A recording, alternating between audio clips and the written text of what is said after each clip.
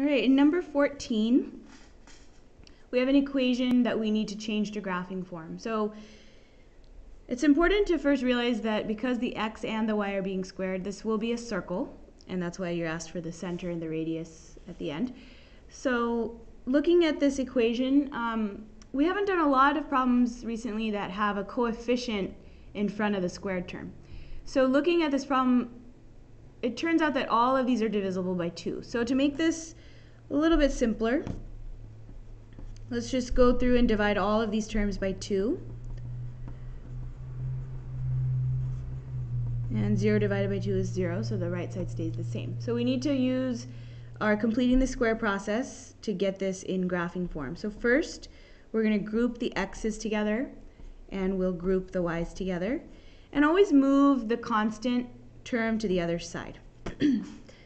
So because this is a circle and we have both the x and the y's that are being squared, we need to use our completing the square process twice. So one for the x's and one for the y's. If I add these two numbers to the left side, I have to add the two blanks to the other side to balance the equation out. So to complete the square, I need to take b divided by 2, so -6 divided by 2, and then square it. That gives me -3 squared, which is 9. And here, b divided by 2 squared, which would be 2 squared. Whoops, b divided by 2, which is 1. 1 squared is 1. So I added a 9 and a 1, so I have to add 9 and 1 to the right side as well. This allows us to factor both of these expressions. So this, if we factor it, is x minus 3 squared. And this, in factored form, is y plus 1 squared. And over here, if we combine like terms, we get 16. So we have it in graphing form now. So this is a circle. I'm going to go ahead and see if I can now graph it. I'm going to just write this right here.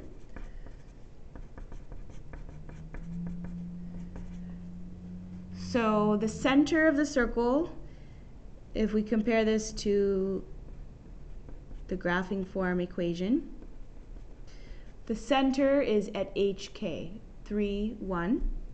And the radius is the square root of 16. So square root of 16 is 4. So now I can go ahead and graph my circle. So center at 3, 1. And if I have a radius of 4, that means in all directions, I can count 4 and draw a point that's on the circle. So count 4 left, 4 up, and 4 down.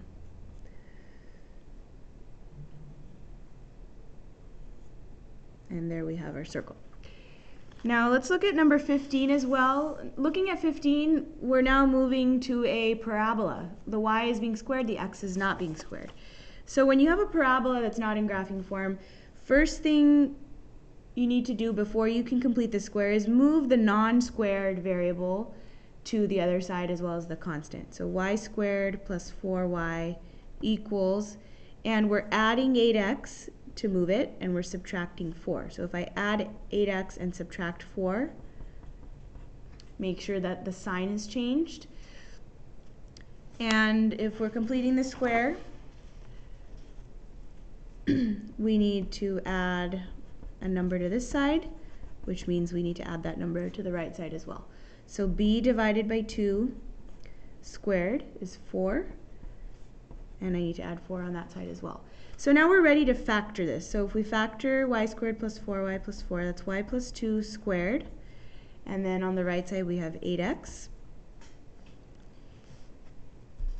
My goal is to isolate the x so that it's in graphing form. So I can divide everything by 8.